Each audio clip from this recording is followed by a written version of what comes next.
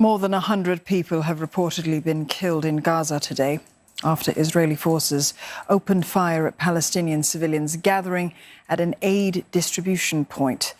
Around 700 others are injured. That's according to the enclave's health ministry. The attack happened when hungry civilians swarmed newly arrived aid trucks to get food, when Israeli tanks and drones started shooting at them in western Gaza City. The Israeli army said that it's checking reports of this incident. The enclave's health ministry says that the total death toll in Gaza has surpassed 30,000 since the war began last October. Aid organizations warn that the continuing Israeli strikes, coupled with a worsening humanitarian situation, could lead to more deaths as well. For more, Sarah Coates joins us. She's live for us from Tel Aviv. Sarah, it's a refrain that we've heard a number of times during this conflict, Israel denying targeting civilians right from the start. What does it have to show to back up that claim, though, especially now with Gaza's healthcare collapsing and dozens more casualties arriving in these latest strikes?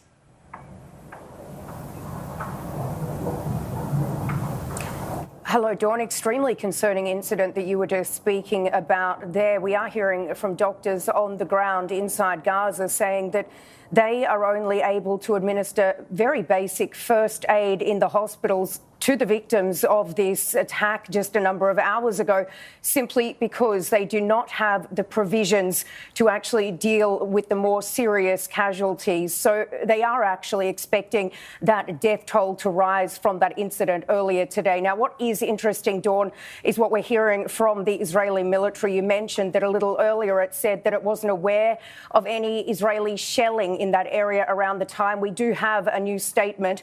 It says that as aid was being delivered to the northern Gaza Strip, a violent gathering erupted surrounding the truck, during which Palestinians looted the equipment. It went on to say that during the incident, dozens of Gazans were injured as a result of the pushing and trampling, saying it is under review. According, though, to another security source, a military source on the ground, some of the crowds began moving toward Israeli forces in the area in a way that, quote, endangered Israeli troops. And this is in direct contrast to what we are actually hearing from people on the ground. They are calling it an ambush and a trap. So certainly very, very concerning. And this is something that we will continue to follow. Dawn.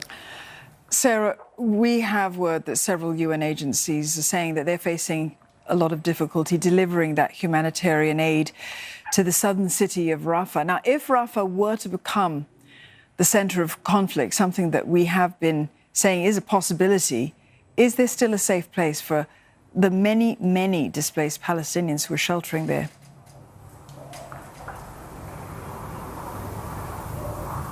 Dawn, around 1.5 million internally displaced Palestinians are right now sheltering down in that southern city of Rafah. And from day one, they have said it is not safe simply due to the continued airstrikes in and around this area. Now, according to the United Nations, aid deliveries fell by 50% this month from the previous month, with the United Nations saying that this is due to closures by obstacles like security due to military operations down in that southern city of Rafah. We're also hearing from a number of aid groups that their workers have been denied visas to come into Israel to then go into Gaza, while others have been given visas for very short periods of time, like 1 to 2 months. Now, you did mention this international concern growing around this potential Israeli military operation down into that southern city of Rafah. We did hear from the Israeli Prime Minister Benjamin Netanyahu a little earlier this week. He did come out to say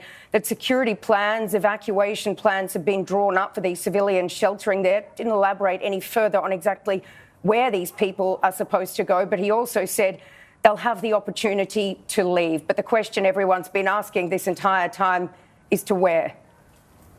Sarah, thank you for that update. Sarah Coates there, live for us in Tel Aviv.